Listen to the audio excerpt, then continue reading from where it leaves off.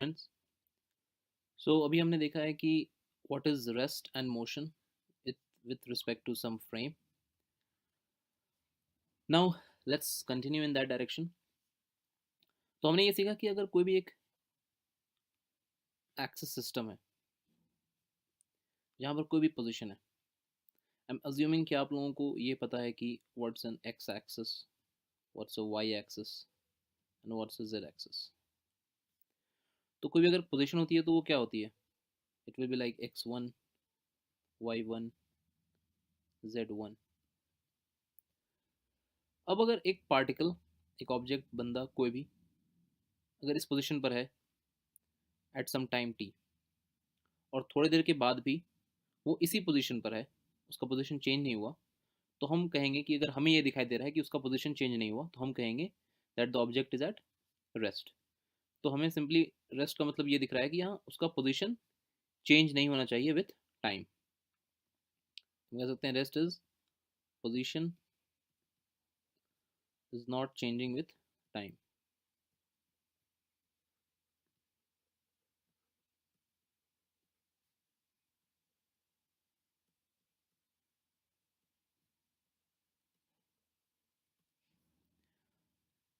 तो ये कब होगा? जब उसकी स्पीड ज़ीरो होगी. स्पीड को हम v से डिनोट करेंगे. So then object will be said at rest. लेकिन यही अगर इसी ऑब्जेक्ट का पोजीशन विथ टाइम चेंज हो गया, जैसे मैं एक दूसरा एक्सेस सिस्टम बनाऊँ, तो पार्टिकल कहीं यहाँ पर था eight some position, let's say A, and थोड़ी देर के बाद फिर वो चलता हुआ पहुंच गया एट सम पोजीशन बी. तो with time this position changed from A to B, तो हम कहेंगे पार्टिकल इज इन मोशन. तो पोजीशन उसका किसी भी डायरेक्शन में चेंज हो सकता है. वो एक्स के लॉन्ग भी चेंज हो सकता है, वो वाई के लॉन्ग भी चेंज हो सकता है, जेड के लॉन्ग भी चेंज हो सकता है. तो बेसिकली कोऑर्डिनेट सिस्टम उसका चेंज करेगा. वो कुछ x1, y1, z1 से पहुंच गया कहीं कुछ x2, y2, z2 पर. और ये सिचुएशन कहलाएगी मोशन. तो जब मोशन होगा तो जाहिर सी बात है there will be some speed, और स्पीड जो होगी उसकी जो वैल्यू होगी वो definitely not equal to zero. तो हम कह सकते हैं when something is in motion, तो उसका पोजीशन जो है वो टाइम के साथ चेंज कर रहा है. सो पोजीशन चेंजेस विथ टाइम.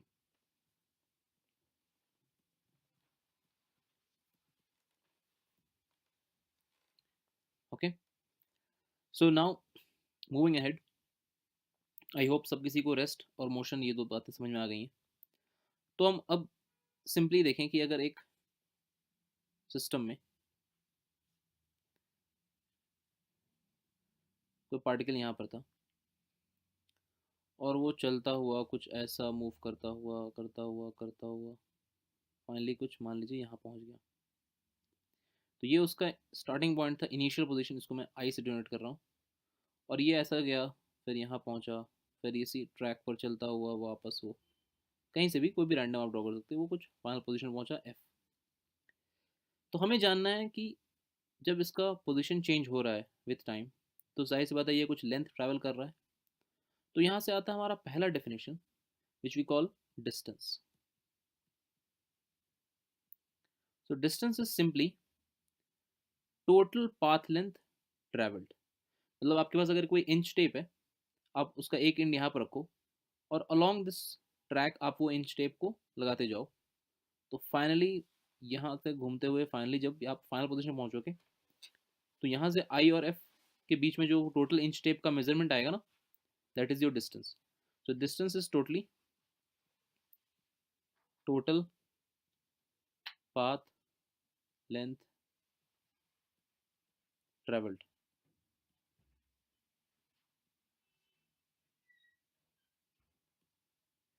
ठीक है, so that is your distance. अब ये डिस्टेंस हम जाहिर सी बात है जब कवर कर रहे हैं तो बंदा कुछ तो टाइम लगाया होगा ना ये डिस्टेंस कवर करने में. तो वो जो टाइम लगाया, let's say that time is T. मतलब घड़ी में कुछ बज रहा होगा, उस टाइम बंदा यहाँ पर था. फिर बंदा चलता गया इस ट्रैक पर, और फाइनली बंदा कुछ यहाँ पहुंचा। तो उस टाइम पर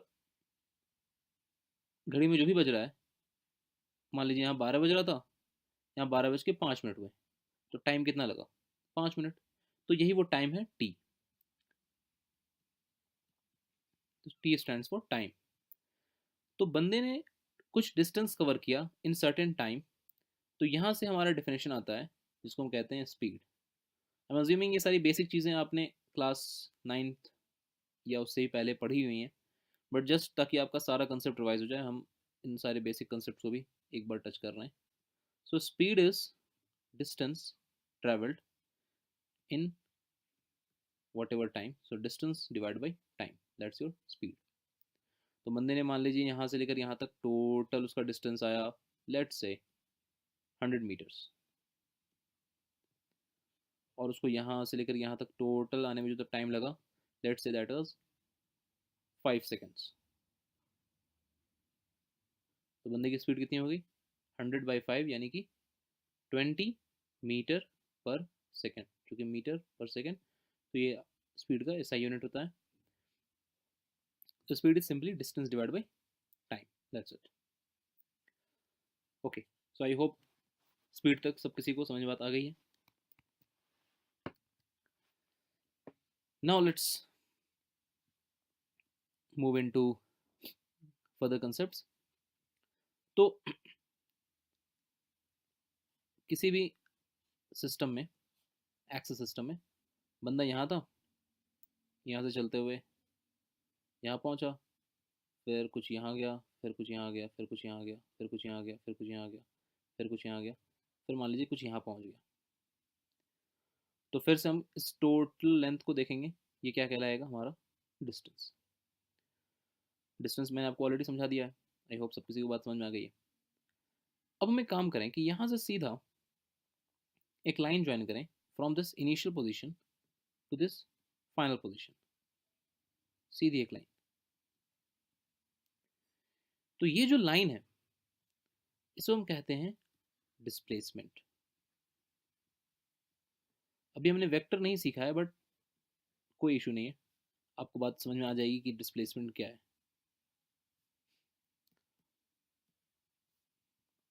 तो डिस्प्लेसमेंट वो एक्चुअल पाथ नहीं जो ट्रैवल किया, वो एक्चुअल पाथ कुछ ऐसा है, ये जो आपको दिख रहा है ना, ऐसा ये कर्व्ड, ये वो एक्चुअल पाथ था जो एक्चुअली बंदा ट्रैवल किया, और ट्रैवल करते हुए फाइनली बंदा इस एफ पोजीशन पहुंचा। लेकिन ये जो लाइन है सीधा जो हमने ऐसे ही ज्वाइन कर दी फ्रॉम आई टू एफ, इस लाइन को हम कहते हैं डिस्प्लेसमेंट। तो ज़रा सोचिए कि डिस्प्लेसमेंट है क्या। कि अगर बंदे को इस पोजीशन से, आई पोजीशन से सीधा एफ पोजीशन तक पहुंचना है, और वो चाहता है कि मैं सबसे छोटा जो रास्ता है वो अख्तियार करूं, तो वो सीधा क्या करेगा? सीधा आई से वो एफ के डायरेक्शन में चलना शुरू करेगा, और यही वो रास्ता होगा। अब सोचिएगा, देखो कि कोई भी दो पॉइंट्स हैं, और इन दो पॉइंट्स के बीच में आपको लीस्ट डिस्टेंस देखना है, तो आप सीधा क्या करोगे? एक लाइन ज्वाइन कर दोगे, क्योंकि इस स्ट्रेट लाइन के अलावा आप कोई भी पाथ लो, कोई भी पाथ, वो हर पाथ लेंथ वाइज हमेशा इस स्ट्रेट लाइन से तो लंबा ही होना है, इससे छोटा को आप पाथ ही पॉसिबल नहीं है। तो हम टेक्निकली कह सकते हैं that this displacement is the shortest path. This can be a definition, right? That displacement is the shortest path between 2 points.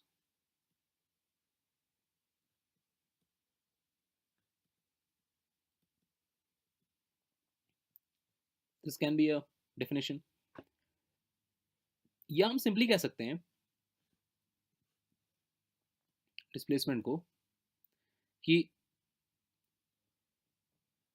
Displacement is line joining initial and final positions. Line ही तो है ना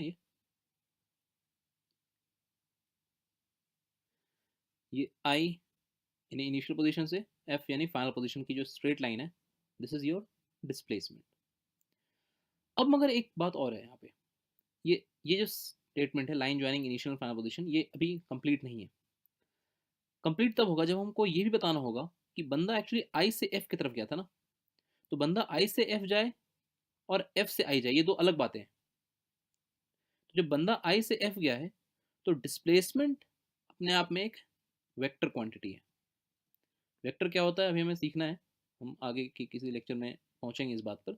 but फिलहाल के लिए आप दिमाग में ये बात रखिए कि वेक्टर का मतलब ये है कि वैसी फिजिकल क्वांटिटीज जिसमें कि मैग्नीट्यूड भी होना चाहिए, और जो कि होता ही ऑलमोस्ट हर हर एक फिजिकल क्वांटिटी में मैग्नीट्यूड होता है, नॉट ऑलमोस्ट, इनफैक्ट हर एक में होता है।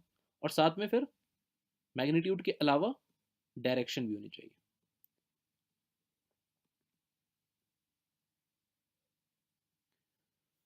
तो बंदा आई से एफ गया तो डायरेक्टेड टुवर्ड्स एफ हुआ ना, तो इस स्टेटमेंट को हम कंप्लीट करेंगे that displacement is line joining initial and final positions. साथ में लिखना होगा डायरेक्टेड टुवर्ड्स फाइनल पोजीशन। तो ये डायरेक्टेड टुवर्ड्स हम कैसे शो करते हैं, ये हम एरो से शो करते हैं। जो मैंने यहाँ पर एरो ड्रॉ किया, मान लीजिए हमें इस पोजीशन 1 से पोजीशन 2 पे जाना है, तो ये एरो है। किसी भी रैंडम जगह से यहाँ से हम ऐसे गए, फिर ऐसे गए, फिर ऐसे गए, फिर ऐसे गए, फिर ऐसे गए, तो ये हमारा अगर इनिशियल पोजीशन है, ये हमारा फाइनल पोजीशन है। तो सीधा line joining initial to final and directed towards final. So this is your displacement. तो डिस्प्लेसमेंट कवर करने में भी कुछ टाइम तो लगा होगा ना, बंदा यहाँ से चलता हुआ यहाँ आया तो टाइम तो लगा ही। अगर आप डिस्टेंस कैलकुलेट करो इसी दौरान में, या उतना ही देर की डिस्प्लेसमेंट देखो, दोनों में टाइम क्या है, टाइम कॉमन है। तो टाइम अपने आप में एक डायमेंशन है जो कि यूनिवर्सली पूरे यूनिवर्स में पैरेलली चलता रहेगा, टाइम पर किसी का कोई कंट्रोल नहीं है। तो टाइम, बंदा ये ट्रैक फॉलो किया, ऐसा ऐसा, फिर ऐसा, फिर ऐसा, फिर ऐसा, फिर ऐसा, और फाइनली इस पोजीशन तक पहुंचा। तो कुछ टाइम लगा ऑब्वियसली, लेट्स से 10 मिनट्स। तो अगर आप उसका डिस्प्लेसमेंट देखना चाहोगे तो ये लाइन ज्वाइन करोगे, तो क्या कहोगे, ये जो डिस्प्लेसमेंट है, ये लाइन का जो लेंथ है total, that is the displacement. मान लो ये लेंथ 10 है, so this is the displacement directed obviously from I to F, arrow draw कर दिया। तो जितने 5 मिनट में जो भी उसने ये डिस्टेंस टोटल कवर किया, ये डिस्टेंस ऑब्वियसली कुछ ज़्यादा है, मान लीजिए ये डिस्टेंस होगी 20, मान लीजिए जस्ट। तो अगर 5 मिनट में उसने ये डिस्टेंस कवर किया, तो 5 ही मिनट में फिर उसने ये डिस्प्लेसमेंट ही कवर किया ना। तो आप डिस्प्लेसमेंट बताओ या डिस्टेंस निकालो, दोनों अलग चीज़ें हैं, लेकिन टाइम दोनों में क्या रहना है, हमेशा कॉमन रहना है। क्योंकि जितनी देर में वो बंदा यहाँ से यहाँ पहुंचा, उतनी ही देर में वो उस बंदे ने ये डिस्प्लेसमेंट भी कवर किया और डिस्टेंस भी कवर किया। सो डिस्टेंस, इस पॉइंट को समझिए कि distance is the actual length he travelled.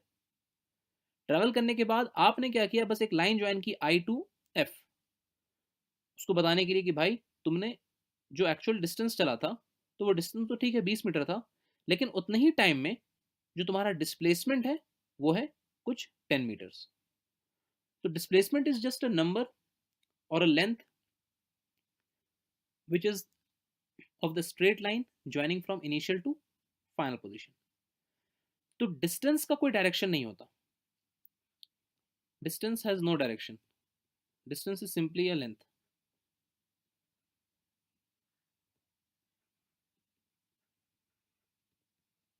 जैसे ये डिस्टेंस है, यहाँ से ऐसे ऐसे घूमते घूमते घूमते घूमते घूमते, इसका क्या डायरेक्शन बताएंगे, कोई डायरेक्शन ही नहीं है इसका। ये डिस्टेंस है, यहाँ से बंदा ऐसा घूमता, कभी इधर कभी इधर कभी इधर कभी इधर, कोई डायरेक्शन नहीं है इसका। लेकिन डिस्प्लेसमेंट क्या है, एक पॉइंट से दूसरा पॉइंट तक एक सीधा स्ट्रेट लाइन है। तो हर जगह आप देखो डिस्प्लेसमेंट का एक डायरेक्शन दिख रहा है, from initial to final position. तो बंदा जरूरी नहीं है कि डिस्प्लेसमेंट की लाइन के अलॉन्ग चला हो, बंदा हो सकता है कुछ रैंडम गया हो, कभी कुछ नीचे से गया हो सकता है कि डिस्प्लेसमेंट में भी गया हो। तो जरूरी नहीं है कि डिस्प्लेसमेंट के अलॉन्ग चला हो, चला वो किसी ट्रैक के अलॉन्ग भी हो, तो जिस ट्रैक के अलॉन्ग वो चलेगा उस ट्रैक के पूरे लेंथ को हम डिस्टेंस कहेंगे। और simply initial to final position जो हम लाइन ड्रॉ कर देंगे, उस लाइन के लेंथ को हम कहेंगे displacement. So this is the line joining initial and final position and directed towards final position. तो ये डायरेक्शन इंपॉर्टेंट है, ठीक है। तो displacement is that's why a vector quantity. तो it has a magnitude, magnitude क्या हुआ, सिंपली यहाँ से यहाँ तक का टोटल लेंथ, मान लो ये 5 मीटर है, तो ये total length I to F that's magnitude. ये 10 मीटर है, लेट्स से ये 2 मीटर है, तो ये जो 2 मीटर है ये टोटल मैग्नीट्यूड हुआ उसका, और डायरेक्शन आपको दिख रहा है from this position to this position. हम इस चीज को ऐसे भी देख सकते हैं कि अगर आपको हम कहें कि लेट्स से एक बंदा था और ये हमारा ओरिजिन पोजीशन है, ओरिजिन आई होप सबको पता है 0,0,0। तो बंदा जो ओरिजिन पोजीशन में था वहां से वो 5 मीटर की डिस्टेंस तक चला गया, ओरिजिन से वो 5 मीटर की डिस्टेंस तक चला गया। तो अब हम सोचेंगे यार 5 मीटर डिस्टेंस वो कहाँ गया है। तो फिलहाल के लिए मैं काम करता हूँ, फिलहाल के लिए आपको सिंपल एक्सप्लेन करने के लिए मैं 3D को 2D में मानिए, चलिए 2D में ही है, just x and Y. 3D में हम समझेंगे बट एक ही बात है, वो अब 2D में समझ जाएंगे, 3D ऑटोमेटिकली हो जाएगा। आपको ये कहा जा रहा है कि बंदा जो है वो ओरिजिन से स्टार्ट करके 5 मीटर की डिस्टेंस उसने कवर की। अब बताओ कि बंदे की फाइनल पोजीशन क्या है। तो यार 5 मीटर तो वो अलॉन्ग एक्स लाइन भी चल सकता है ना, मान लीजिए यहाँ तक गया, ये 5 मीटर है, तो ये उसकी फाइनल पोजीशन हो सकती है। बंदा चाहे तो वो इसके अलॉन्ग भी जा सकता है ना, अलॉन्ग लाइन वाई, यहाँ तक पहुंचा मान लीजिए, तो ये भी टोटल लेंथ 5 हो सकती है। बंदा माइनस एक्स की तरफ भी जा सकता है, नेगेटिव ऑफ एक्स। बंदा एक एंगल पे भी जा सकता है, बंदा इधर भी जा सकता है। तो टेक्निकली उसकी बहुत सारी पोजीशंस हो सकती है ना फाइनल, जो कि हम नहीं बता पाएंगे। तो इसीलिए डायरेक्शन का समझना ज़रूरी है, क्योंकि बंदे की, अगर बंदा स्ट्रेट लाइन चला है तो ठीक है, जैसे यहाँ से यहाँ तक गया तो लेंथ बंदे ने 5 कवर की है, 5 यूनिट। लेकिन बंदे का पोजीशन क्या है, उसको जाने के लिए ये भी इंपॉर्टेंट है कि बंदा किस एंगल पे गया होगा या किस डायरेक्शन में गया होगा। तो अब मैं अगर आपसे कहूँ कि यार बंदा जो था वो गया अलॉन्ग वाई एक्सिस 5 मीटर, तो आप पक्के से बता दो कि हाँ ठीक है, बंदा यहाँ से मोशन स्टार्ट किया, इनिशियल पोजीशन ये था बंदे का, और फाइनल पोजीशन बंदे का ये है। तो आप श्योर रहोगे कि हाँ ये बंदे का फाइनल पोजीशन है, क्योंकि आपको इस बार डायरेक्शन मैंने बता दी। तो यही है वो डिस्प्लेसमेंट, क्योंकि डिस्प्लेसमेंट में आपको मैग्नीट्यूड भी चाहिए, ये दो 5 मैग्नीट्यूड हुआ, और साथ में मैंने आपको एक डायरेक्शन का इन्फॉर्मेशन दिया कि बंदा जो है वो अलॉन्ग वाई एक्सिस मूव किया। तो जब ये अलॉन्ग वाई एक्सिस जो मैंने इन्फॉर्मेशन दी, यही है आपका डायरेक्शन। मैं आपसे कहता है यार बंदा जो है वो 30 डिग्री पर गया, 30 डिग्री एंगल पर फ्रॉम एक्स एक्सिस। तो मान लीजिए ये एक डायरेक्शन है, ये 30 डिग्री है, तो एक्स एक्सिस के साथ वो 30 डिग्री बनाता हुआ गया, इसका मतलब कि बंदा इस लाइन के लॉन्ग गया है। इस लाइन का भी हम लेंथ लेते 5 और कहते थे कि बंदे की फाइनल पोजीशन ये है। तो फाइनल पोजीशन किसी बंदे की आप तभी बता पा रहे हो जब आपको मैग्नीट्यूड भी मालूम है और डायरेक्शन ही मालूम है। So this is the importance of vector, क्योंकि वेक्टर जब हम सीखेंगे तो हम समझेंगे कि हमको मैग्नीट्यूड भी पता होना चाहिए और डायरेक्शन भी पता होना चाहिए। तो बट फिलहाल के लिए हमको डिस्प्लेसमेंट समझना है जस्ट। तो डिस्प्लेसमेंट में हमको बात आई होप सबको समझ में आ गई है कि displacement is simply a line, जैसे ये लाइन दिख रही है आपको, joining initial to final position and directed towards final position. अब जैसे अगर हम आपको बताते नहीं कि डायरेक्शन क्या है, तो आपको नहीं लगता है कि बंदा जो है एक सर्किल आप ड्रॉ करते और उस सर्किल का जो सेंटर है आप मानते ठीक ऑरिजिन पर, और रेडियस मानते 5, इस पूरे सर्किल पर बंदा कहीं भी हो सकता था ना, वो इधर भी जा सकता था, वो इधर भी जा सकता था, वो इधर भी जा सकता था, कहीं भी हो सकता था। लेकिन जब मैंने आपको डायरेक्शन बता दिया कि हाँ बंदा कभी 30 डिग्री पर गया है, तो आपने पिन पॉइंट कर लिया कि हाँ बंदा यहीं गया है। अगर मैं आपको डायरेक्शन बताता कि बंदा जो है वो नेगेटिव एक्स एक्सिस के अलॉन्ग गया है through a distance of 5 metre, तो आप कहते हैं कि हाँ ठीक है, नेगेटिव एक्स एक्सिस के अलॉन्ग यानी कि यहाँ गया है, इसका मतलब कि बंदा यहाँ पर है। तो डायरेक्शन जब आपको क्लियर हुई तब जाकर आपको उसका फाइनल पोजिशन समझ में आया। सो this is what displacement is. तो आई होप कि डिस्टेंस और डिस्प्लेसमेंट दोनों आप समझ गए हैं। सो distance is actual the total length travelled, the actual length, and displacement is, मैं फिर से लिख देता हूँ कि डिस्टेंस जो है this is the actual length travelled,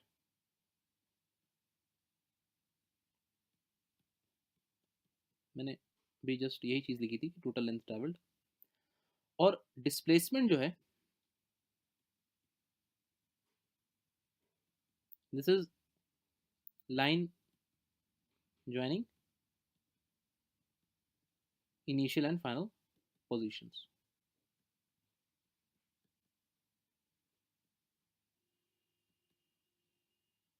तो बंदा डिस्प्लेसमेंट के अलोंग जाए ऐसा जरूरी नहीं है, लेकिन हाँ कभी जा भी सकता है। मान लीजिए ये हमारा कोऑर्डिनेट सिस्टम है, बंदा कुछ यहाँ पर है और बंदा यहाँ पर चला गया, ये आई ये एफ। तो बंदा सीधा मान लीजिए ये जो लाइन स्ट्रेट लाइन है इसी के अलोंग चलता हुआ यहाँ चला गया। तो उस केस में क्या होगा, उस केस में ये होगा कि डिस्टेंस और डिस्प्लेसमेंट, आपको नहीं लगता कि इन दोनों का लेंथ बराबर होगा? डिस्प्लेसमेंट का डेफिनेशन क्या है, line joining initial to final position, यही लेंथ। डिस्प्लेसमेंट का क्या है, एक्चुअल लेंथ ट्रेवल्ड, वो भी तो यही लेंथ है।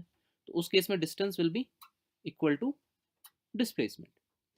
लेकिन इसके अलावा बंदा, अगर इसके अलावा बंदा मान लीजिए ऐसा गया, या बंदा ऐसा गया, या बंदा ऐसा कुछ गया, कोई भी बंदा लेंथ अगर पकड़ेगा, आपको नहीं लगता कि वो लेंथ हमेशा डिस्प्लेसमेंट से ज्यादा होगा?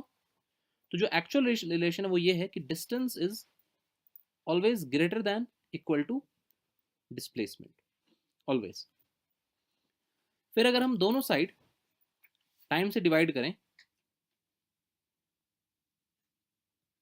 तो क्या आता है, ये टर्म होता है, अभी हमने जस्ट सीखा, ये टर्म क्या है, स्पीड है। इसको हम डिफाइन करते हैं, डिस्प्लेसमेंट बाय टाइम को हम डिफाइन करते हैं एज वेलोसिटी। तो velocity is exactly like speed. बंदा एक पोजीशन से दूसरे पोजीशन पे जो जाएगा, जो टोटल लेंथ होगा उसको हम टाइम से डिवाइड करेंगे तो हमको मिलेगा वैल्यू स्पीड का। लेकिन सिंपली जो स्ट्रेट लाइन जो उसने कवर की indirectly, just line joining initial to final position, उस लेंथ को हम टाइम से डिवाइड कर देंगे तो हमें मिल जाएगी वेलोसिटी। अब हम नेक्स्ट लेक्चर में वेलोसिटी और स्पीड के ऊपर न्यूमेरिकल्स करेंगे। Thank you.